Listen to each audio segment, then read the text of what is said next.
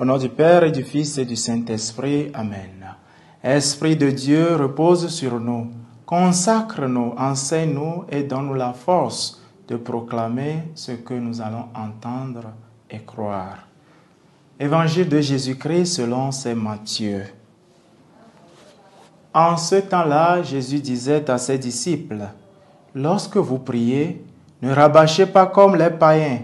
Ils s'imaginent qu'à force de paroles, ils seront exaucés.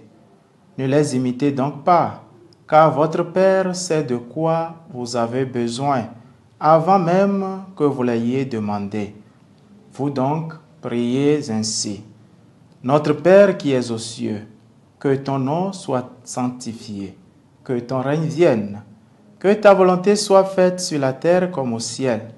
Donne-nous aujourd'hui notre pain de ce jour. Remets-nous nos dettes, comme nous-mêmes nous remettons leurs dettes à nos débiteurs. Et ne nous laisse pas entrer en tentation, mais délivre-nous du mal. Car si vous pardonnez aux hommes leurs fautes, votre Père céleste vous pardonnera aussi. Mais si vous ne pardonnez pas aux hommes, votre Père non plus ne pardonnera pas vos fautes. Acclamons la parole de Dieu. Chers amis du Seigneur, nous sommes le 20 juin, jeudi de la 11e semaine du temps ordinaire de l'année liturgique B. Nous revenons à la partie de l'Évangile qui semble être oubliée hier, c'est-à-dire les versets 7 à 15.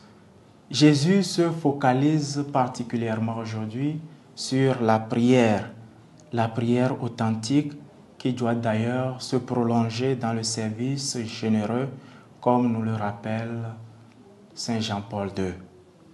Avant de nous donner la matière de la prière, il prend le soin de nous rappeler que nos prières ne sont pas exaucées parce que nous avons assez rabâché et que Dieu connaît nos besoins avant même que nous nous le demandions. Et pourquoi devons-nous le demander encore s'il le connaît déjà?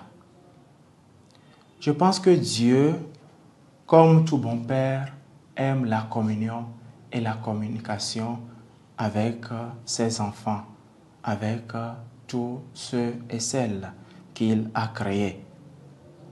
Rabâcher, c'est une manière de vouloir manipuler Dieu, de lui faire ce que nous voulons au lieu d'exprimer notre confiance dans le Père. Le Pater Noster est la prière enseignée par le Seigneur Jésus de manière formelle.